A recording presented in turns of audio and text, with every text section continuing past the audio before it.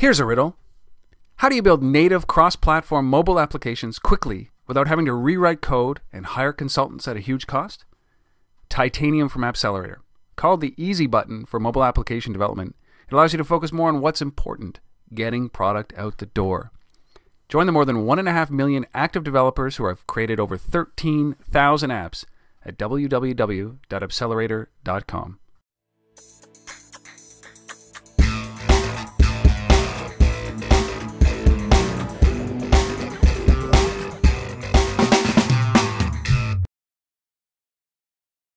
Hello everybody, welcome to Untether.tv.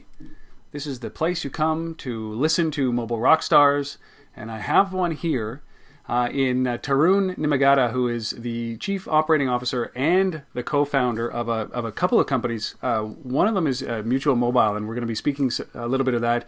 And they've just recently launched a product at Mobile World Congress called LaunchPad that we will get into eventually.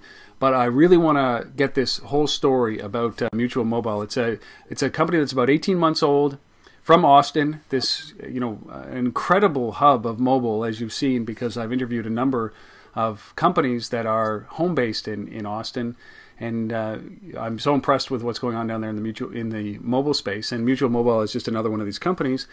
Mutual Mobile is a departure, really, for what we've been talking about here, but a great story nonetheless. So I'd like to welcome Tarun. Tarun, thank you for coming on and telling us your story. Thanks, Rob. I appreciate it. Glad to be here. Well, so start by explaining what Mutual Mobile is, because you guys, 18 months, 100 employees, scaling so quickly, multiple locations. This is a great story, especially in the mobile space. So let's start there with your company's history, and we'll move forward from that point. Sure. So Mutual Mobile, me and my co-founders, about 18 months ago, we started to see a huge surge of demand for mobile services. A lot of companies were trying to adjust their web-based products and figure out the best way to bring them to mobile. And there was not a lot of mobile talent out there, so the SDK had just come out. And so we created a pool of talent to start addressing those needs. And it sort of grew organically from there as we've started to create a group of experts around the various challenges that mobile sort of presents to companies. So design tends to be a big challenge. Development tends to be a big challenge. Within development, security tends to be a big challenge. So trying to create this pool of talented people that specialize in very particular aspects of mobile allowed even large companies to sort of have a pretty large virtual team working for them and working on their products.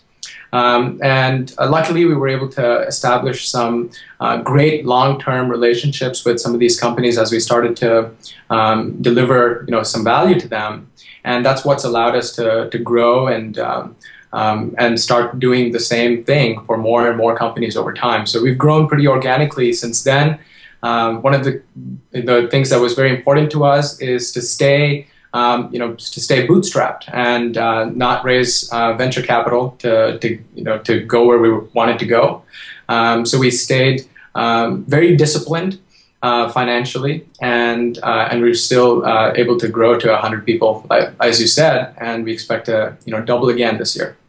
It's pretty incredible, the growth in mobile and mobile requirements and companies looking at mobile. This is a bigger industry than the internet and the PC era before it combined. The opportunities are astounding. What was it about this industry that 18 months ago you said, I mean, it was exploding. It's exploding even more. But 18 months ago that you guys were still in college, I guess it was you were at Texas A&M, or were you at University of Texas? University of Texas. So you're at University of Texas, and you're still going to school, and you decide to start this company. What was it that really grew your attention? You wanted to be a part of the space, but it had to be a little bit deeper than that to do what you guys have done.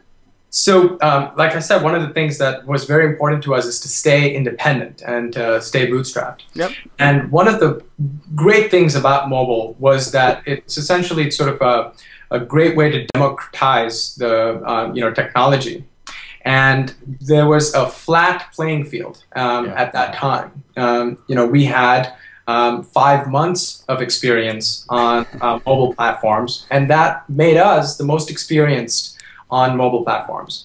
So a lot of the old mobility world of people that were working on non-smartphone environments, that didn't translate very well to the smartphone world.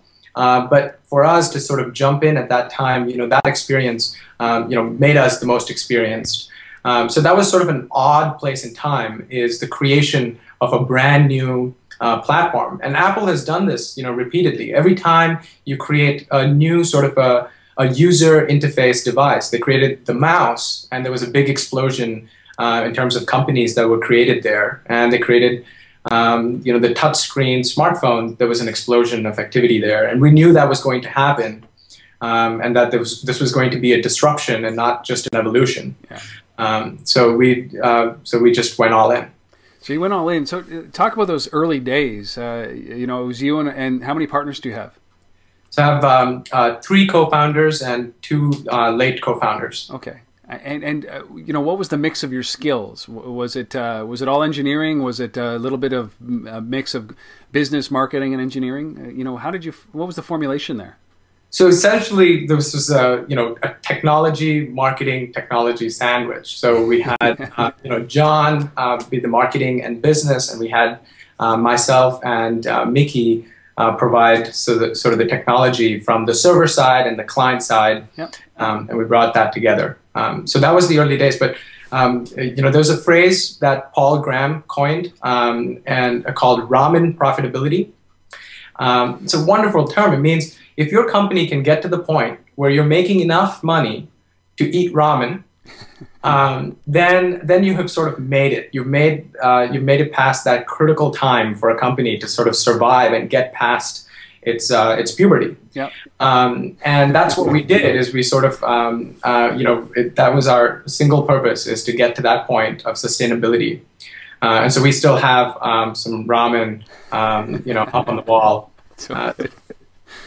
Yes, the universal university filler, right? Ramen noodles. I love it. And obviously, Paul, he's from Y Combinator.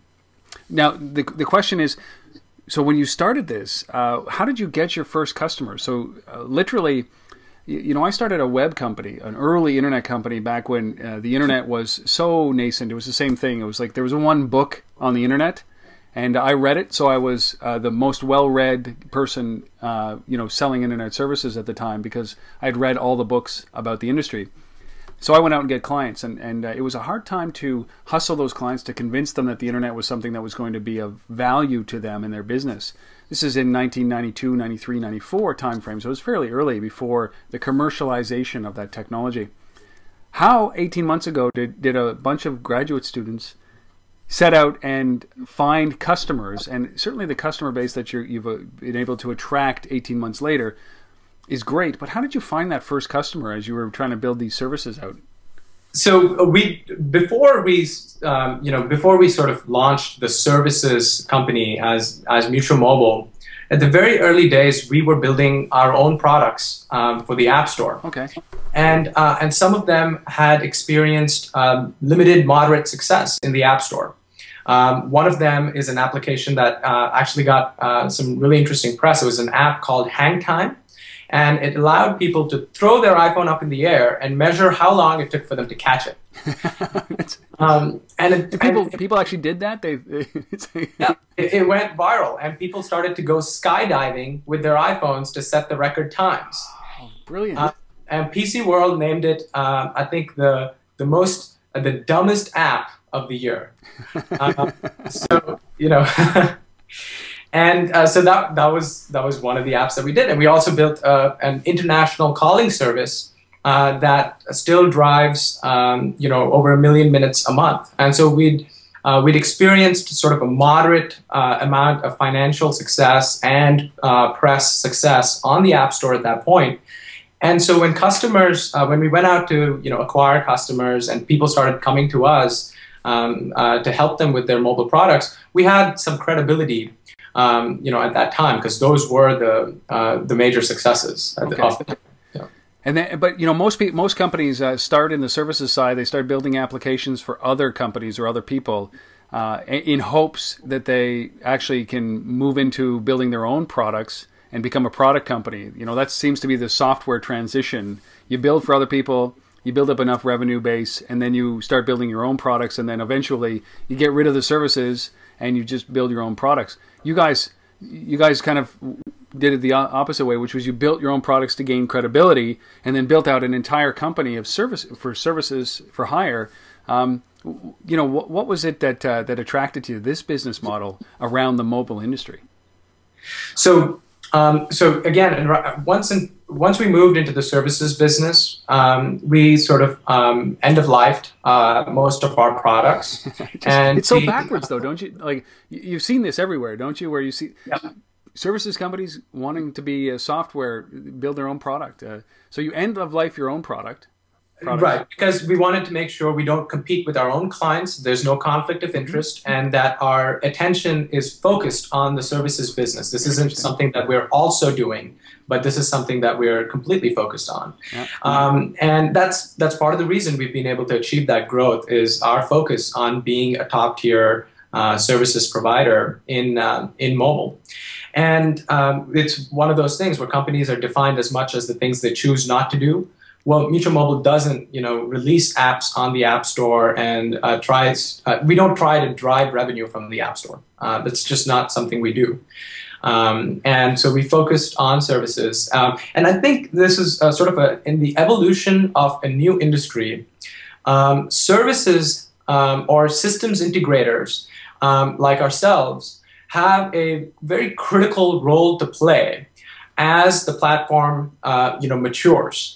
It's a lot of products tend to be premature and require a lot of iteration and a lot of rework before they get to that point of maturity. Yep. And the market isn't ready for that yet. A lot of companies have not articulated their needs around mobile to the point that a product actually makes sense.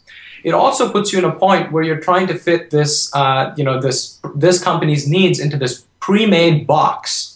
And that box, you have to keep changing that box as the platforms and the devices and the technologies are evolving faster than you can sort of conceive of your product roadmap. Yep.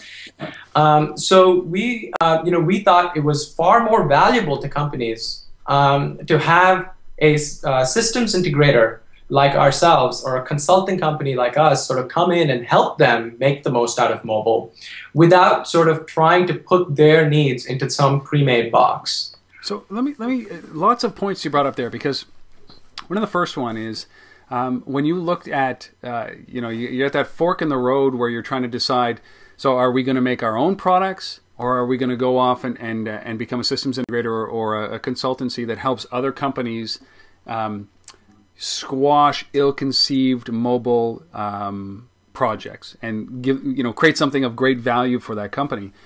So you're kind of at that fork where you're product service. When you looked at, say, the revenue you were generating from the products that you were creating versus the potential revenue you would generate in the consultancy in a niche market, did you see bigger revenues towards the services side? Absolutely. Yep.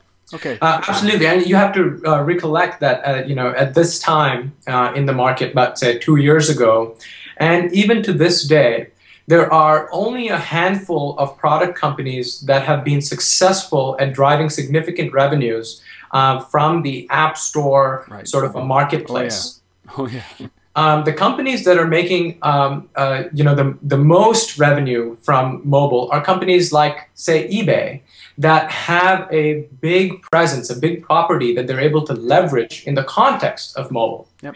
So we asked ourselves, we always ask ourselves, when you have a company that exists on the web and you have sort of, say, an equivalent product company on mobile, is that going to translate well? So is the Google of mobile Google? Yes, it is. Yeah. You don't go set off trying to create the best search engine for mobile, because you're going to have to compete with Google. So we went through that thought exercise, and we realized that the opportunity in terms of creating a brand new product around mobile that didn't make sense on the PC or on the web. Yeah, or sort of on the web, yep. Was not as big as it sort of may appear. Yeah. It's funny. I mean, that's very pragmatic, logical thinking, because a lot of the companies in the .com era did the same thing. They thought they're going to disrupt the way grocery stores work, or pet stores work, or the way retail work. And if you look at the dust-up that's happened since then, there are a handful of companies that have managed to innovate enough, like Amazon and eBay, to be able to buck the trend of the other 99.99999% of companies that were going to challenge it failed. And in mobile, that's exactly it. I think that there's a huge scale of opportunity, but where the big plays are, you're going to bump into an incumbent that's going to move slowly into that space and dominate it. Like, as you said, Google in search, in mobile search, or Facebook when it comes to location-based services and coupons and communicating in social graph, and it's a pretty, and eBay when it comes to extending their brand into the mobile space. This is it's a very pragmatic way to look at it, and it's in the tiny cracks that you find the corner cases, like Rovio and Angry Birds and a bunch of other these little companies that are the shining examples of what can be done in mobile. Right, and then there's obviously the big category that is game development, that a lot of people are finding success in, but we knew it was not in our DNA to be a game company. Yeah. And at that time, again, if you look at all of the App Store successes, that were in the marketplace, almost every single one of them was an individual or an independent game developer, and we knew we didn't want to go in that direction either. So it's a great pragmatic approach to move the company into this. And obviously, 18 months later, no regrets. You guys are growing like gangbusters, and some of the big brands that you've worked with, obviously guys like Gowalla. But it's always a challenge now.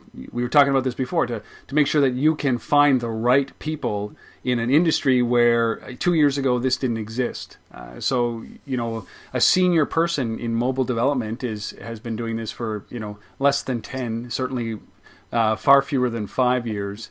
And there's a challenge in that, isn't that, as you're trying to scale? Because now that's what you guys have to do. Absolutely. So yeah, being a company that's not a product company but a services company, we are 100% focused on attracting, hiring, and then retaining the top talent in mobile. So the mobility experts, and so we spare I spend all my time on making sure that that we have the best people in our company. So this has been a big focus for us, and that's what's forced us to sort of look outside of Austin, for talent. And so we just opened an office in San Francisco. We opened an office in Hyderabad, India, and and over time we want to go where the talent is. Yeah. You have to, and when you need to grow like you guys are, you need to find those people. So let's talk about something else that tweaked. You touched on it, I touched on about this ill-conceived notion of mobile applications and people running in to build apps, which is great for a business like yours, because when it doesn't work or it doesn't achieve a business goal, they'll come to you and ask you to help them make sure that their mobile strategy works. Do you find that companies are now maturing in their thinking about mobile, or are people still all over the place? That frenzy, gotta have an app, I don't care what it does, gotta have an app? I think we're just starting to move from that first phase into the second phase, where in the early days of the web, you had essentially the equivalent of brochureware, where everyone just needed to have that website. And so last year, or say the year before that, was all about just having a mobile presence meant being there. Yep. You need to be on mobile. I think there's lots of clear signs that the market as a whole has been moving beyond that and is maturing towards looking at mobile as a way to do things that actually drive great business value, as a way to attract new customers and a way to sort of disrupt incumbents, and penetrate emerging markets in emerging countries. And there's a lot of success stories now around companies that have been doing that, very, very well. Yeah. I'm in the mobile space. I've been doing it for a long time, a lot longer maybe than the average. I'm not a developer or an engineer, but I've run mobile companies for quite some time, since the early, maybe 2002, 2003. It's been a lot of fun. But one of the things that is always a challenge is scaling effectively. And you guys have managed to do it without any funding. And this is so purely on revenue and ramen noodles, right? Yeah. Walk through that. How quickly did it come to you, as you were scaling and you were building and became profitable? How quick was that ramp for you guys in the early days? I think it's I'm not quite sure. It just feels like the 2 years have gone by in a blur. I'm not sure exactly, when the big inflection points, were in terms of a head count. Yeah, but Tarun, you must have looked around at one day and just said, like, wait, we got 100 people. There are people here who you don't know. You know what I mean? Like, you could walk down the hall and say, who is that guy? There's an inflection point in a company where you just realize, like, 100 people is a lot of people compared to the 4 or 5 that you had when you started. Right. Right. I think it was mostly, every time we had to add another building, and because we squeezed 15 people and violated all sorts of fire codes to fit people in these cramped spaces, and every time we had to sort of go expand in terms of floors, I think those were the sort of the memorable times when it was sort of like relieving the pressure on a pressure cooker, when we could finally expand again. And now we're here again, and we've filled up, again, all our space, and we have to go do this all over again. So, okay, well, this is unique because you didn't get funding, and was this ever, you said it was intentional, but now as you look through it, are you looking for funding, or is this something that you guys are considering, or is this still just organic growth? This is how big the industry is. It's going to scale to a pretty infinite size, and you're just going to take a piece of that.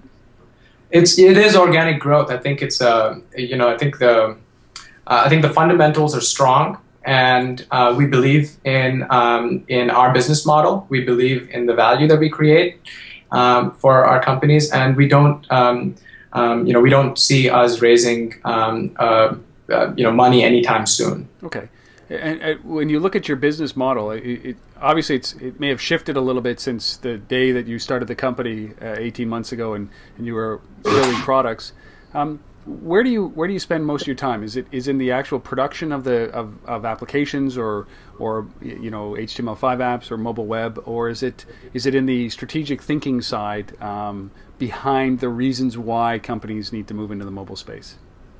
I think the company as a whole, we spend all our time on ensuring that our clients are successful. Yeah. I spend a lot of my time on talent and making sure we have the best people work here, and also sort of on growth areas.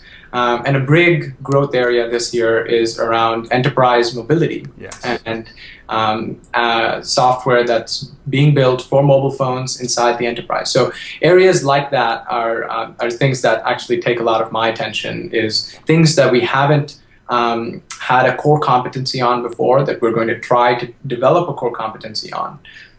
And so, yeah, I mean, enterprise, you think that the consumer side of mobile is large. It's like this, little tiny piece, tip of an iceberg, and underneath is a colossal amount of effort that needs to be done, and a huge amount of work in the enterprise, because that's where I'd say 90% of mobile's growth will be is not just enabling enterprises in mobility, but enabling their employees, their extended employees, their partners. It's a massive opportunity sitting there, and you're right. We're just at the cusp of that when it comes to the enterprise. Right, absolutely. So I mean, we look at a company like Dell today sells even more than 90% of its hardware into the enterprise, and less than 5% of its hardware into the consumer space. But on mobile, we're at an odd point of time where actually consumer spending on mobile exceeds enterprise spending in mobile. But that is just, that is not going to be the case a year, definitely not 2 years from now. No. And I think we're going to see a similar sort of a landscape around enterprise mobility as you've seen sort of in the PC and the web, where investment and benefit from mobile technologies on the enterprise is going to be very, very significant. Yes, well, it just, poised very well. Now, what do you think about, this industry? I remember during the web, you might seem a little bit too young to remember the early days of the web. But I remember those days very fondly because people were paying me a lot of money to do things that today is like word processing, right? Is like typing. It was an expensive endeavor to launch a website 10 or 12 years ago. Today, what would have cost you $100,000 10 years ago is free with WordPress today and a couple of plugins, right? And some some readily available art or graphics for your website, or a template that you can buy for $100. So, what you've seen is building a website became a commodity very quickly over the last 10 years. And what was difficult in the e-commerce space to build an online store with companies like Shopify and a bunch of other ones has now become a commodity, so that the price and the value is high, the price is low. And there's a lot of companies out there that are working in the cross-platform application development space that think that over the next couple of years the application development will become a commodity because the tools will be so easy to use. Does that kind of stuff frighten you, or do you kind of look in the horizon and say, hey, listen, we're gonna focus right now on helping our clients build apps and do the things that are necessary, but our long-term vision is strategy thinking. Where do you want to be, and are you frightened of kind of the commoditization of what might happen in mobile? We certainly think about the commoditization, and we work to position ourselves to not be commoditized. And it's sort of an intrinsic part of who we are. I think that that commoditization is not going to be something that affects us negatively. What's going to happen is we work very hard to decrease the cost of software development, decrease the total cost of ownership around mobile software, because the pie gets larger. More mobile software gets built, and mobile goes to more places. So the commoditization, I think, allows us to expand the size, scope, and reach of mobile as a whole. Now, and even in terms of software development, if you look at the composition of our company, software development is less than 50% of sort of what we do.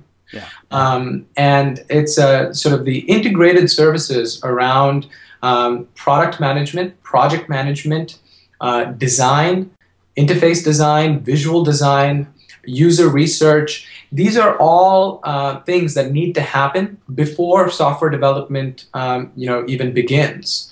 And so we think that sort of that end-to-end process, that holistic process around creating mobile software is something that is not going to get commoditized just because the cost of software engineering has dropped. And so, and we make use of cross-platform development tools when they make sense, and we make native applications when they make sense.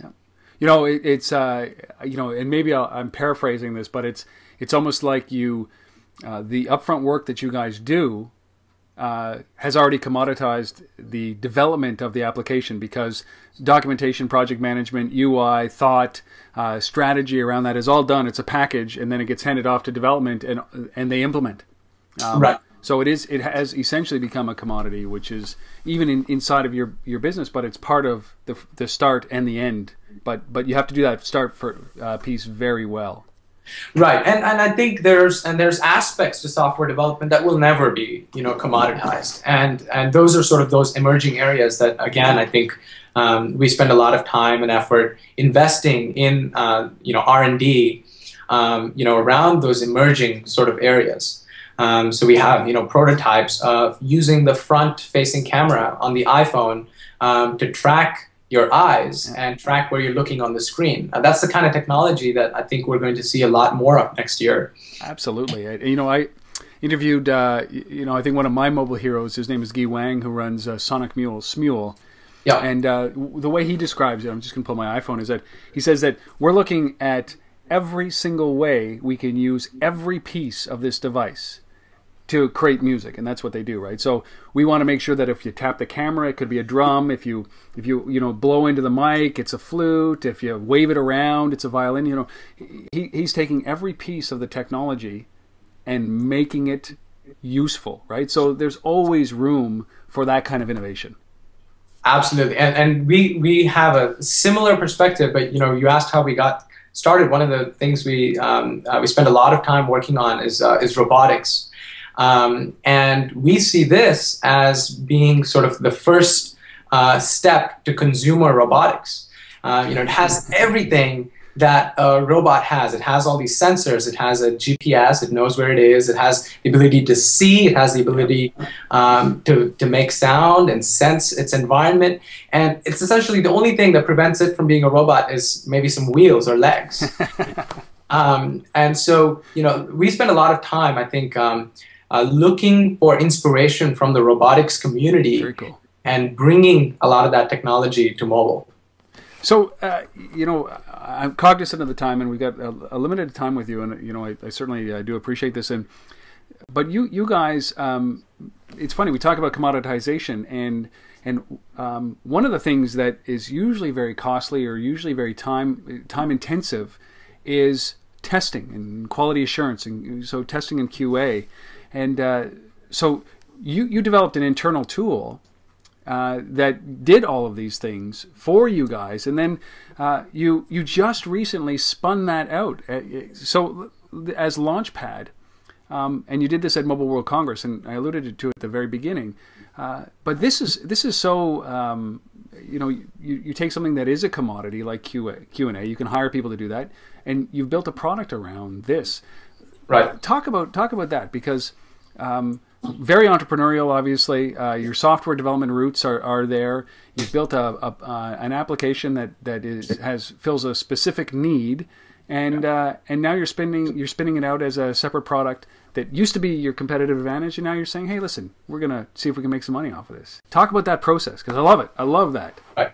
Absolutely. So one thing that really attracted us to the consulting systems integrator world in the first place was that we thought it would give us such a great vantage point where we get to see mobile, sure, not just from the perspective of one company, but we get to see mobile from the perspective of 20, 100 companies across every vertical. And we sort of had the sense that that's going to be beneficial to us in more ways than just the services. So a big part of what being a good engineer is all about is being lazy and sort of not doing the same thing over and over again. So one of the things that we found as part of a scaling problem for us is this process of iteration, accommodating an agile software development lifecycle, and making sure that applications that we build have a high quality threshold when they get released to the App Store, which has an ever increasing audience and an ever increasingly critical audience. Yeah. So what we did is we built a product called LaunchPad. And what LaunchPad does is it's a process to streamline, and a set of technologies to streamline the process of building, distributing software to your internal teams, to your testers, to your project managers, and your stakeholders.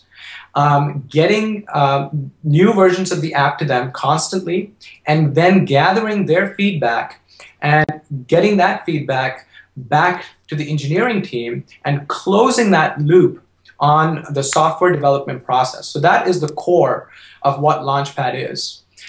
So we developed essentially a series of technologies that allow you to, right from the process where the software engineer commits code to the version control system, it monitors it, picks it up, and builds it in the cloud. So it's an auto build in the cloud, and then uses the push notification system on the iPhone and Android to send a message to every person in the company that is associated with that project, letting them know that a new version of the app is now ready to test. And when they do test the app, they can download it. They will constantly be alerted around new versions.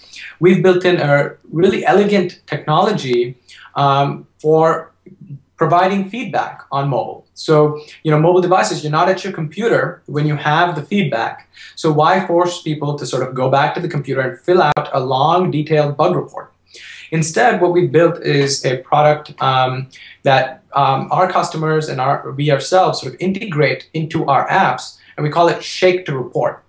So essentially what it does is any application that you're working on, if you notice a bug or a flaw or a defect, you just shake the phone and it grabs a screenshot of whatever it is you're looking at and allows you to annotate the screen and mark up specific areas that you have a problem with. And behind the scenes, it gathers everything about that device that would be necessary to replicate that bug. So a stack trace, device memory, app version, OS version, and even location, which is important for social location services. Sure. And gets all of that information back to the engineer so that they don't have to send a series of back and forth emails trying to understand what this non-technical stakeholder is trying to say about this application. So, you might get a report like this icon is not showing up. Yeah. And the engineering team and the QA team is confused. Which icon? What screen? What version of the app were you using at the time? And all of these issues sort of go away. So that way, we've sort of streamlined the process of software development, allowing you to go through many, many more iterations than you would, and allowing you to sort of have a distributed team that doesn't all have to be under one roof or in one office. And gather feedback from people that are not technical, and do all of this to sort of improve the quality of the apps that are built. Now, intrinsic in this is the process of distributing apps to your own workforce. Yeah. And that's the second part of LaunchPad, is the ability for a company, so like Dell, like Cisco, to say, I want my sales team to have access to these internal apps that integrate into my CRM or my ERP system. And I want my operations team to have access to this app that allows them to scan new routers that are coming in through the supply chain. Yeah. Yeah. So there's a way to now deploy these apps in a secure way to your own team. And that's the two sides of LaunchPad, is the process of iterating around a software product and then releasing it in production to your own company. It just seems like, if you could do that, if you could do the Shake to Report for automobiles, that would be the best thing ever, because I can't explain what's wrong with my car. You might as well just take a snapshot of the whole thing on impact when I hit something or somebody hits me. But I'm really interested in that process where you guys kind of realize that what you have internally here is a system that is non-competitive to the people, as you said before, right? Mutual Mobile doesn't want to create products that are competitive or in conflict with their clients. So you guys must have woken up one day and saw this and said, oh my God, this fits every check, right? It's non-competitive. It's something that can benefit a separate subset or a separate set of customers. It opens up an entirely new market. So yeah, that thinking is that, when did you guys realize this was a product, and then from that point forward, when did you? How long did it take you to spin this out as a separate product? So, like a lot of companies, it was sort of like the 37 signals, sort of a methodology. Yeah. This was, it came out naturally through our process. It was a need that we were trying to solve for ourselves. Yeah. And, Mutual Mobile has built more apps than most companies. So we have run into problems of scale far earlier than a lot of our clients are having to run into these problems. Yeah. So that put us in a position where we were facing a problem that the rest of the market wasn't facing yet. But we knew at some point that the rest of the market is about to start facing the same problems that we're facing now. Yeah. So it allowed us, again, in our sort of a bootstrap approach, to build a product that solved our needs now, allowed us to deliver a better customer experience to our clients because they could just shake to report any defect that they found with an app that we produced. And over time, as we started to get feedback and incorporated it into the product, it got mature, and we realized that this is now a product that is mature enough that we can start to have companies use that are not just our clients, but sort of the broader community. You can set it free, so to speak. It's mature enough. So 2 questions to finish this off. One of them is, what do you hope to do with this? Do you are you trying to, is LaunchPad a separate company? Do you eventually want to move into, back into that product space? Or do you want to keep Mutual Mobile and LaunchPad separate, together? I mean, what's your vision for LaunchPad? So what we've done now is we have a portion of the company dedicated to the product development on LaunchPad. Yep. And we use LaunchPad as Mutual Mobile just as any other customer would. So they're independent enough that we can make sure that neither one is adversely affecting the other, but we think there's benefits to being able to do this as one company. So currently, there's no plan to sort of spin it off as a separate company.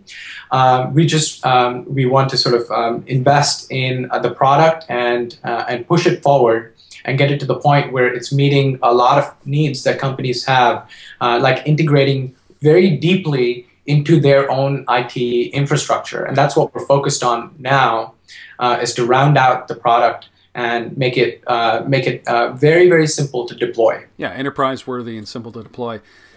So then the question then becomes other products. Do you see other things that you're proceduralizing that you plan on spinning out of Mutual Mobile in this process, or something that has a beginning, middle, and an end that you can wrap some software logic around and create new products? Yeah, so I think we want to be focused on, so we think of this as sort of the scaffolding, the platform on which mobile applications are built. So we would never build a write once, run everywhere sort of a product. Yeah, like ourselves. A Meep or something like that, right. Right, but we would continue to develop this platform to address more and more parts of the software development lifecycle and the IT issues that companies may have. So currently our roadmap includes features that we're about to push out, like geo-based security. So to make sure that applications in the enterprise can be locked down for use only on the corporate campus, right, and cannot be used outside the corporate campus. Applications that use NFC or RFID to only enable when you sort of swipe your phone at the company's ID card system, but not anywhere else. Yeah. So these are the kinds of products and technologies that we're working on. But again, the foundational sort of a layer, everything around the application, but not sort of the application itself. Well, fascinating, because the concept of starting a company, finding a challenge inside of that company that other people are going to have, finding a new market is exactly what you guys have done with Mutual Mobile and LaunchPad. One last thing, Tarun. When people are looking at this, looking at what you've done with Mutual Mobile, they ask that question about, what was the greatest thing, or when did you know, or what was the when you talk about vision, what was the best lesson that you've learned over the last 18 months that as building this company to where it is right now? do you have any pearls of wisdom that you can just help the people out there that are trying to emulate what you're doing in a different part of the world or in the States somewhere that are just looking for that little piece of advice? I see. I don't really know. I think we've just been very focused on sort of just the every additional rung of the ladder. I cannot say we saw 18 months into the future when we started the company, and I think if anything, I'd say try to sort of focus on your next inflection point, whatever that is. And for a lot of people, that first inflection point is the point of sustainability, and then keep going from there. So be focused on being sustainable, from day one, rather than building a company that it's going to take 3 years for you to sort of realize whether your experiment has succeeded or failed. So if my biggest lesson would be find a way to validate your hypothesis, and each business or business model is that hypothesis. Find a way to validate that hypothesis as quickly and as quickly as possible, and as a contained experiment, rather than making it too complicated or making it a multi-year experiment. I think that's great. So focus on what's right in front of you and get over these hurdles one at a time in order to be able to succeed. Great advice, especially from what I've seen from what you guys are doing. Certainly Mutual Mobile at 100 plus employees and growing, and then with the launch of LaunchPad. Congratulations, Tarun. I'm sufficiently impressed, and hopefully the people who are still watching this or listening to this feel the same way. They can find you at mutualmobile.com. Yep, and launchpad.mobi. Launchpad.mobi, and go and take a look at what these guys have done. It's impressive. And if you are in the software development world and are looking for a solution like LaunchPad, just go check out launchpad.mobi. Tarun, thank you so much for doing this. I feel like I could probably speak with you all day, but you're probably getting called away at this moment. I really appreciate your time and insight and honesty in this session that we've done today. Well, thank you so much, Rob. I really appreciate the time you spent allowing us to sort of tell our story and reach a broader audience. Well, it's great. I've been speaking with Tarun Nimmagadda, who's the co-founder, COO of a company called Mutual Mobile in Austin. And also they've just spun out LaunchPad. Go to launchpad.mobi. Thank you guys for listening and watching wherever you are. This has been another session of Untethered.tv. Thanks.